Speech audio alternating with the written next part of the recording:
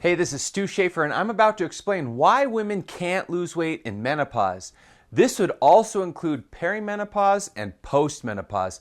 We're going to go into some specific physiology, what happens at the cellular level, chemical reactions, and how to fix it, because you probably are already eating healthy, or you might think you're doing everything right, but for some strange reason, you can't seem to get the results you should be able to get. So we're going to go into that. Well, here's what happens. The reason you can't lose weight in menopause is because of something called RMS. RMS stands for repressed metabolic syndrome. Repressed metabolic syndrome. Now that's a fancy term. That's the Harvard term, whatever.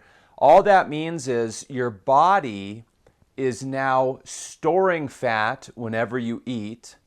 It's not putting the food you eat in the correct places. And when you go and try to exercise, you actually burn off muscle instead of burning fat. So you eat, you gain fat, you exercise, you burn muscle, and that slows down your metabolism even more. Now, the reason RMS occurs is because the wrong hormones and enzymes are being produced in the body. And so the body's not doing what it's supposed to do. This always happens. Repressed metabolic syndrome will always happen for a number of reasons. If you're a chronic dieter and you're doing calorie restriction, this will put your body into this RMS. If you've cut out carbs for a long time, that'll put the body into the RMS, or repressed metabolic syndrome. If you're doing something like fasting or one meal a day, that'll do it. If you're exercising too much, that will also do it, okay? So what happens is most women will do diets over the years. They might start with something like Weight Watchers, which is a calorie-based program, or they might just start by cutting calories, and then they go into something like keto or low carb or carnivore. Then they layer on intermittent fasting or one meal a day or these different things. They're exercising a lot, or they're trying to do high intensity interval training. And so what happens is each time they'll do a different diet, they'll maybe get a little bit of results, and then the results stop, and then they go backwards, or they just can't get the body to budge. And what happens is every time you do that, you're actually hurting your body. You're wrecking your metabolism. You're causing repressed metabolic syndrome. Now, not many people understand this. I mean, it took me years to figure out what this is. It's just not in a lot of the literature. And so this is why it's so hard to figure this out, because the worst thing you can do to lose weight with RMS is eat less and exercise more. That's the worst thing. And that's what most women do, because that seems logical. Well, I'm going to share exactly what's going on and what to do instead. So there's 4 things that happen that cause you to gain fat when you have RMS, and this is why it feels impossible to lose fat. Let's go over these one at a time. The first thing that happens that causes your body to store fat is your body starts creating insulin spikes. Now, this is where a lot of people get confused. They think that the only way to cause an insulin spike is by eating carbs or sugar, and that's not true. If you eat too many carbs at once, that will cause an insulin spike. But there's 11 other ways, okay? If you eat too much fat, you have a really high fat diet, that'll do it. If you eat too much at once in general, that will do it.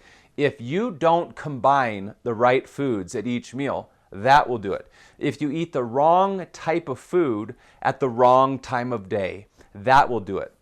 Stress will do it. Inflammation will do it. Poor sleep will do it. Alcohol will do it. Smoking will do it. Over-exercising will do it. These things will all have the capability of causing insulin spikes.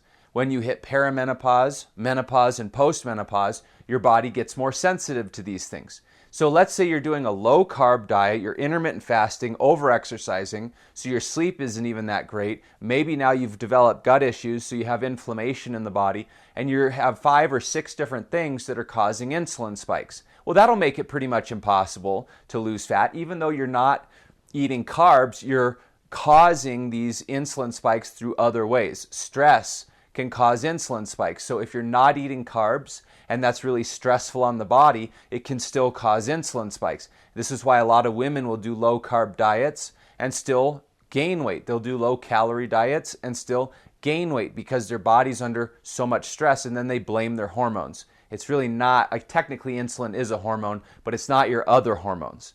And so an insulin spike would be like you trying to water your lawn with a fire hose. Well, what happens is too much insulin all at once. So, if you tried to do that with your lawn, none of the water would get on the grass. It would all go rushing down the street as runoff. And that's all this extra insulin is pushing things into the fat cells.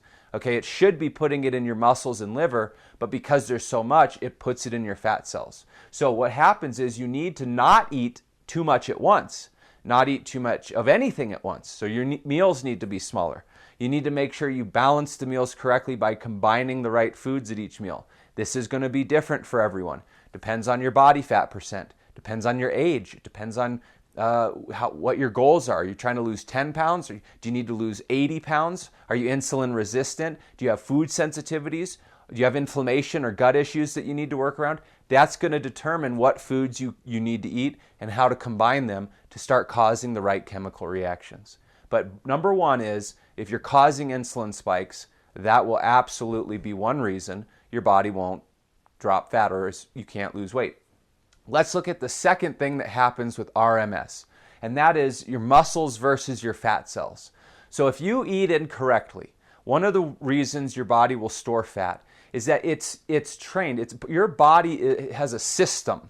Okay, there's many different chemical reactions. One of them is when you eat, the insulin gets released. It doesn't matter how much you eat. Okay, if you eat anything, your blood sugar is going to go up slightly. Your body's going to release some insulin. Insulin is actually good. It's only bad when you cause insulin spikes. When insulin is in the right range and it's being released appropriately into the body, this actually helps you build muscle and burn fat. So insulin to some degree will get released, and insulin is really nothing more than a transportation hormone. What it's going to do is going to go into your blood like a little shuttle bus, take the glucose or sugar in your blood, and transport it out of the blood. Now, it's designed to put it in your muscles and liver first. That's where it's supposed to put them. And when it does that, you won't gain any fat. In fact, it can speed up your metabolism, it can help you build muscle, it gives you lots of energy, helps with thyroid function, a lot of good stuff. However, if you eat too much at once, if you're not eating correctly, you're not timing the food right, these types of things, what will happen is you'll eat, the insulin will do what it's supposed to, and your muscles will fill up all the way to maximum capacity. Then, if you eat again, the process continues, but because your muscles are full, insulin has no choice but to put what you're eating now in your fat cells instead. This is why the size of the meals, the timing of the meals, and the combination at each meal is so important. This makes a big difference. And so what happens is a lot of people will eat healthy, but they're eating incorrectly. And so they kind of short circuit. The food goes to the fat cells now instead of the muscles or liver. And so what they experience is when they eat, it feels like it's very easy to gain fat, but very, very difficult to burn fat. And even if they spend weeks and weeks trying to burn off some fat, if they do one thing wrong, they gain the fat so easily. This is one of the reasons.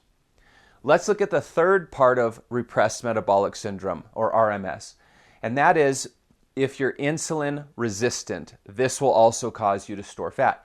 So how do you become insulin resistant? Well, there's three main ways. The first way is if you're over 30% body fat. If you're over 30% body fat, now that's not the same as BMI. Percent body fat is actually a body fat percentage measure. But if you're over 30%, you're going to have insulin resistance to some degree. If you eat a very high-fat diet like keto or something for a while, that will actually make your muscle cells resistant to insulin, and that will cause insulin resistance. And third is if you're causing too many insulin spikes too often through the dozen different ways we went over before. If you're constantly causing your insulin to be elevated, that will eventually cause insulin resistance. Now, here's what happens. Most women are trying this diet and that diet and this diet, and no matter what, it's not working. Well, none of the diets out there are really engineered or designed for people who have insulin resistance. And even the ones that say they are, they really don't understand what's going on with the insulin resistance.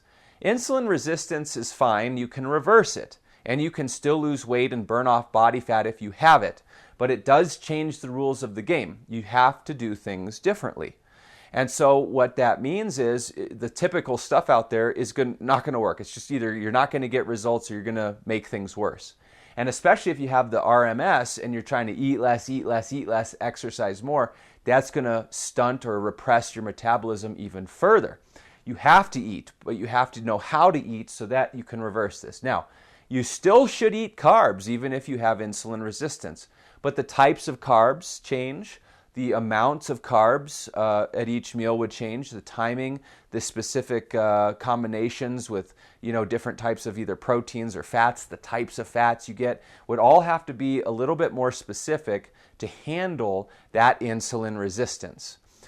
But insulin resistance is a big hurdle for most women. They don't know they have it, and so they're trying to do what they used to do. It doesn't work. It'll never work until you reverse the insulin resistance, which you can, and my clients do. And then once you reverse it, you can eat normal again because your body is using the food and putting it where it's supposed to. Your muscles, your liver, your brain, your organs, your cells, but it's not automatically putting it in your fat cells. This is a big shift. Now, a lot of times you can technically get insulin resistance also from being pregnant, gestational diabetes, for example. Well, when you hit perimenopause, menopause, and postmenopause, if you've been doing things wrong and now your body's ultra sensitive, a lot of the things you were doing before that you used to lose weight can actually cause you to become insulin resistant now, which is why a lot of women will say, geez, all the stuff I used to do stopped working. Or they'll say, geez, I haven't changed anything, but now all of a sudden I'm putting on fat and it's around my midsection. What's going on? This can be one of the reasons. Let's look at the fourth part that happens with repressed metabolic syndrome, and that is two hormones go way out of balance. These are called leptin and adiponectin. Leptin and adiponectin. These are fat-burning hormones. Ironically, they're produced by your fat cells, okay? And this is how the body balances itself. So the more fat you have on the body, the higher these hormones go, and it tells your body that you have enough fat.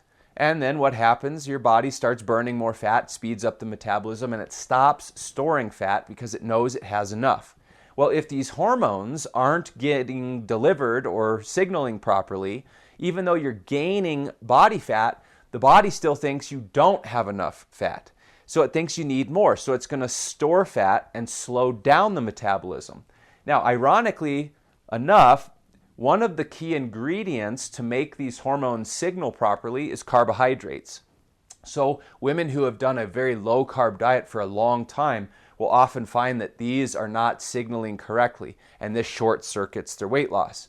Okay, things will block these, like triglycerides. Certain foods, like different types of fats, can inhibit these so they don't get to the brain correctly. And certain foods can increase your sensitivity to them and make them more effective. And so that's why you have to take all of these things into consideration. Now, from your point of view, what happens is you're cruising along, you hit menopause, and all of a sudden you start gaining belly fat, or you go to lose weight and it just doesn't work anymore. Well, this is what's happening, RMS. And then what happens is you say, well, I guess I better exercise more and I better go on a diet and eat less. And so what will happen is you'll just start jumping from diet to diet to diet. Maybe you're beating yourself up in the gym, and over time you only get worse. Because now what's happening is your body's storing fat very easily, burning muscle, and over time your metabolism gets lower and lower and lower until the point where it feels impossible to burn any fat and lose any weight. Now, what happens when these four things occur as part of RMS? Your body starts kicking out a special enzyme that causes you to store fat more easily. The enzyme is called LPL. And so what happens is when LPL is present and you go and eat something, the body, remember, it's supposed to put it in the muscles and the liver first. When the LPL is present, it doesn't do that. The LPL makes your fat cells really sensitive. And so now when you eat, the food goes straight to the fat cells. Well, the LPL also puts a little shield around that fat cell, and now you can't burn the fat. So you're stuck with it, but your muscles and your liver haven't gotten much fuel. So when you go and exercise, They don't have the fuel, and this is why you end up burning off muscle when you exercise, but then when you eat, you store it as fat. The only way out of this, the only way to reverse this is you have to eat more. Well, you have to eat the right amount, but it has to be the right food at the right time in the right combination to get the proper hormones and enzymes to start being produced. You also have to do the right type of exercise and the right amount and the right intensity so that you can lower the LPL and start getting some of these other hormones like glucagon and HSL and some of these other enzymes to produce, which will shift your body back into the state that it's supposed to be in. Now when you eat, the food will go where it's supposed to, and it won't go to your fat cells anymore. These are all chemical reactions that shift. Now, normal people who aren't in menopause can experience the same thing. The reason that most women experience this in menopause is because your body becomes more sensitive. And so all of the little things that you've been doing wrong, your body can't tolerate those anymore, and this is what happens. I'm going to splash up 2 videos right now. One's going to talk about food combinations, the other's going to talk about food timing. Go watch those videos right now. Click on those links right now. You're also going to find 2 links in the description for some great free resources at our website. Click those links now and get those resources over at StuSchaefer.com. All right, I'll see you on the other lessons. I hope this was helpful. Take care.